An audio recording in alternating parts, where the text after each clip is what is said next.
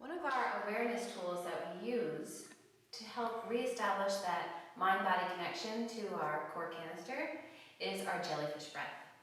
Why? This is a great awareness tool. It helps to connect our breath and the practice of our breath, and therefore our mind, as we consciously move our breath, to our body. We also use the breath in this tool to feel the three pieces of the trunk core canister move: the respiratory diaphragm, the abdominal wall, and the pelvic floor. And so through this jellyfish breath practice, we will establish that connection. We will feel the different pieces move, and we'll use our mind and our breath to feel what is going on in our trunk core canister as we work together through this moving, breathing meditation. So Emily's going to show us how she's going to set up, and then I'll talk you through the actual jellyfish breath. Great. So we're going to start with a bolster, two if you have two bolsters, and a few blankets.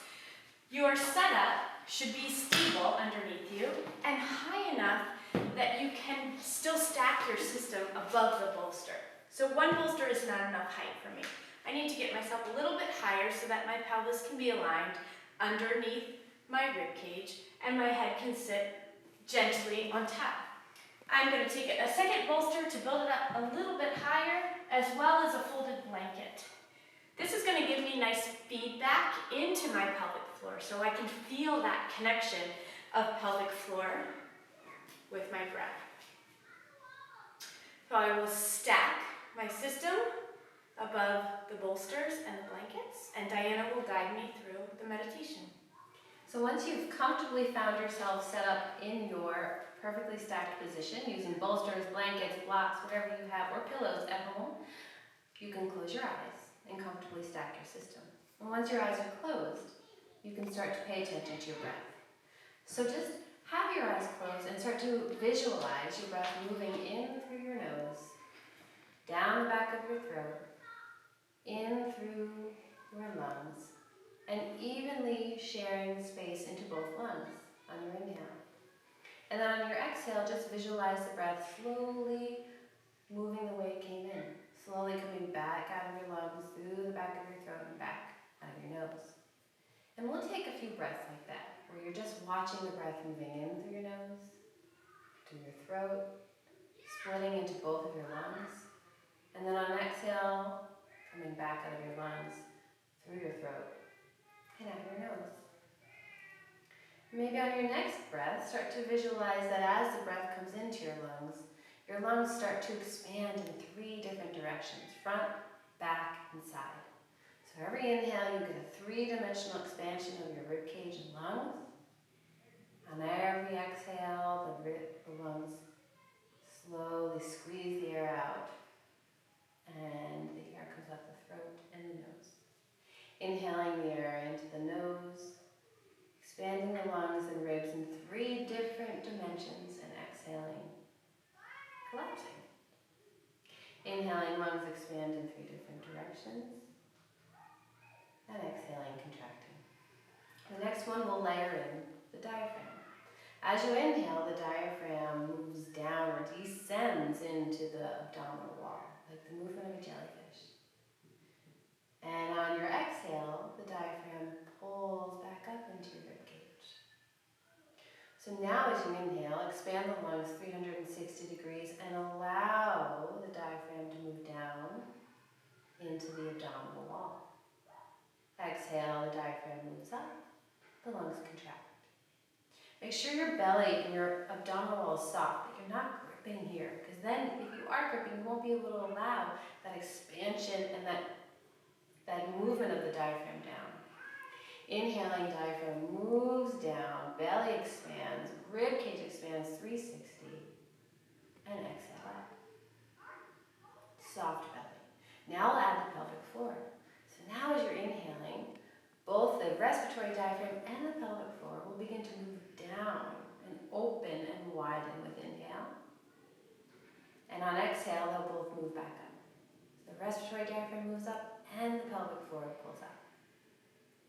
Let's focus more on the pelvic floor. As you inhale, you should feel a widening and an opening across all 2 or 3 holes in your pelvic floor.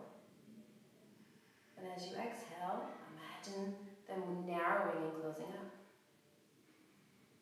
Again, just focusing on the pelvic floor, inhaling everything down and wide, 3 holes opening. Exhale, narrowing and pulling up. Pull the whole thing together. Breath in, rib cage widens, diaphragm moves down, jellyfish of the pelvic floor down. All in concert, exhale, move up. That's the jellyfish breath. That's that consistent abdominal wall pressure system. Inhale, moving down and opening. Exhale, everything up. Through that nice movement, a coordinated movement of the respiratory and the pelvic floor diaphragm, we maintain consistent pressure within the abdominal wall. Let's play around with it and see what happens when we do some changes in our structure. Emily, move back into a posterior tilt. She'll rock back into a posterior pelvic tilt. When she rocks back into a posterior tilt, or when you rock back into a posterior pelvic tilt at home, you'll feel changes in how you can recruit that jellyfish breath. Can you widen across the diaphragm 360 degrees? Can you still open across the 3 holes of your pelvic floor, or does one feel more restricted? Rock forward into an anterior pelvic tilt. How does it feel here? Can you access the breath in the posterior rib cage and the posterior diaphragm? Can you open across the anterior pelvic floor, or is it restricted? Can you let your belly go? These structural changes that we embrace in our posture can really affect the fluidity of that jellyfish breath. Come on back into a neutral pelvis. Okay. And let's just feel what it feels like if we move into a rib tilt. So go ahead and lift your sternum up, Emily.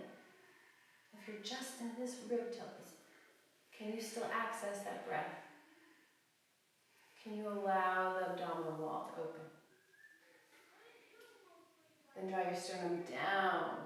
Slump, like you're sitting at your desk all day and working. What happens to our core canister here? What happens to our jellyfish breath?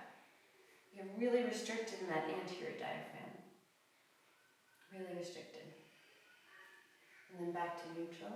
One more variation to look at. What happens when we side bend in our rib cage? Take a side bend to the right. We collapse down on that right-hand side. The breath is so much harder to access through the right side of our diaphragm. That can influence the whole core canister on that side, the whole abdominal wall. That can change what happens through the pelvic floor. And then coming back to neutral. So when you do practice this at home and you do explore your jellyfish breath, do try to get yourself in your most optimal alignment so that you can really feel the fluidity of these diaphragms and the abdominal wall moving together.